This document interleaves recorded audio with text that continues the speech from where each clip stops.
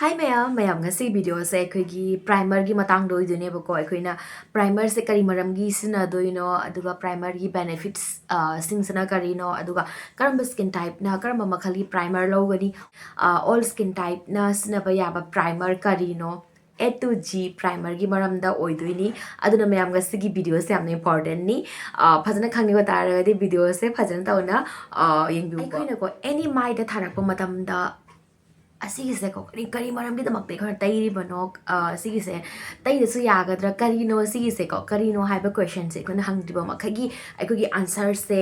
ꯐꯪꯕ ꯉꯝꯃꯣꯏ ꯈꯪꯕ ꯉꯝꯃꯣꯏ ꯃꯌꯥꯝ ꯑꯗꯨꯅ ꯌꯥꯝꯅ ꯏꯝꯄꯣꯔꯇꯦꯟ ꯑꯣꯏꯌꯦꯕꯀꯣ ꯑꯩꯈꯣꯏꯅ ꯀꯔꯤ ꯃꯔꯝꯒꯤꯗꯃꯛꯇ ꯇꯩꯔꯤꯅꯣ ꯍꯥꯏꯕꯁꯦ ꯈꯪꯖꯤꯟꯕꯁꯦ ꯑꯍꯥꯟꯕꯗꯀꯣ ꯃꯌꯥꯝ ꯄ꯭ꯔꯥꯏꯃꯔ ꯍꯥꯏꯕꯁꯦ ꯀꯔꯤꯅꯣꯀꯣ ꯄ꯭ꯔꯥꯏꯃꯔ ꯍꯥꯏꯕꯁꯦ ꯃꯌꯥꯝ ꯑꯩꯈꯣꯏꯅ ꯃꯦꯀꯞ ꯇꯧꯗ꯭ꯔꯤꯉꯩ ꯃꯃꯥꯡꯗꯀꯣ ꯑꯩꯈꯣꯏꯒꯤ ꯁ꯭ꯀꯤꯟ ꯀꯦꯌꯔ ꯂꯣꯏꯔꯕ ꯃꯇꯨꯡꯗ ꯍꯥꯏꯕꯗꯤ CTM ꯇꯧꯔꯕ ꯃꯇꯨꯡꯗ toner serum moisturizer kari ka ko tai la loraba matungda skin care gi matungda makeup thadring mamang da ko makeup se tai dring mamang da habadi foundation se thadring mamang da tai ga da bani ko primer se mayam primer se kari maram gi tai no habada mayam yango ikoi gi any ko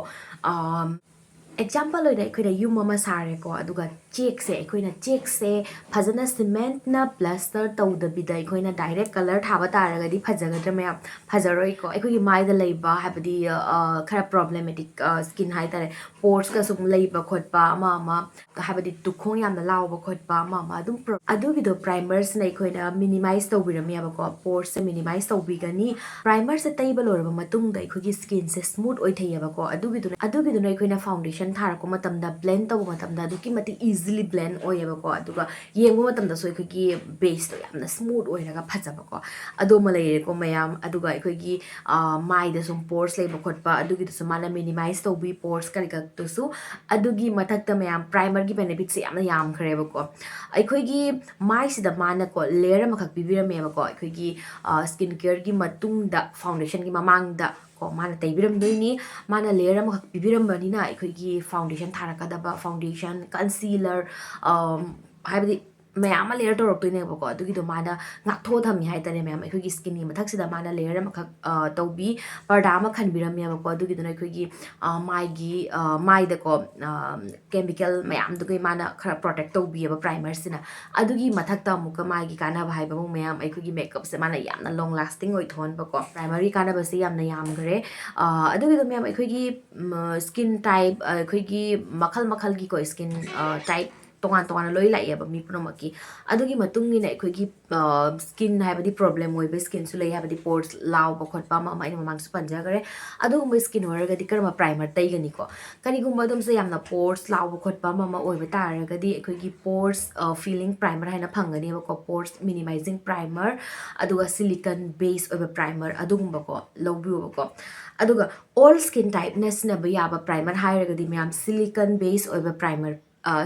silica yaubase silicon chap mani ko sigi se ko all skin type pona manga loina sineba ya heba ko main oina ko oily skin se ko oily skin da hena kana ba pb hai tare ko silicon yawa primer sina silicon se me ko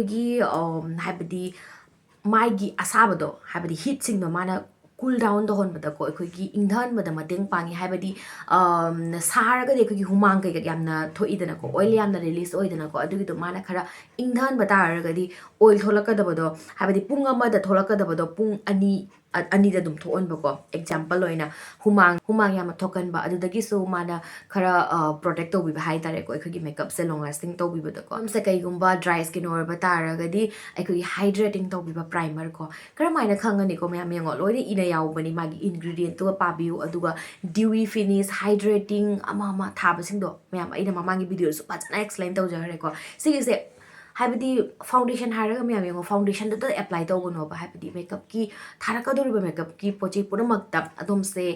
dry hoiraga di hydrating satin finish luminous oil base oiba adugumado ikoi lowdunia ba sigi se mind set tawu aduga oily skin oraga na ikoi water base oiba oil free oiba mattifying tawi ba primer adugumado lowgani ba not only primer habidi makeup ki product puno makta ko akhoi apply tawbigani I hope sigise mayam clear obiramgani ana khanjei gumba dum se oily skin oiba taragadi ayo mangsu panjagre akhoi gi mattifying tawbiba primer sinabigani aduga dry skin oiba taragadi akhoi gi hydrating tawbiba primer dewy finish primer sinabigani aduga mayam mature skin ko mature habadi khajitang som akhoi gi age dum khara sum yam ko 40 plus oiba sing 50 plus oiba sing mogi wendi mayam aina haizaningi akhoi gi mattifying oibiba poche singje ko moida khara na habi suit oira roi habadi akhoi gi chahi se sum khara sum yam khalingai ko akhoi sum ya haidi sum yam mai ne ba ko adui matungi na akhoi gi oil gi habi chang se khara sum watharak pa haidar mayam akhoi gi skin je khara dry room da chat khiya ba ko aduna khara sum hydrating tawbi ba oil base oiba primer mayam phang bane mayam hojik ti apha pha mayam brand mayam phangani adu da sina bi haizaningi mayam adu maina phai haina khanba product sing do tag tawjarake ba ko mayam ai makhon se taba nungai tragadi waro bi kanu nungthang da videos namjabani ba ko aduna I tapna ngangbani How's mayam taina clear tawre ko primer se kari manam gi damaga tairino primer gi benefits na karino aduga karamba skin type da karamba makhal gi primer sina bigani haina ko aduga mayam all skin type pura makna sina ba yaba primer hairagadi silicone base oiba primer aikoi gi leiding mamang da mutang pane yang biwa ba ko habidi loina thana leibani ba aikoi gi front da khangde back da khangde habidi all skin type rasi gi se normal to dry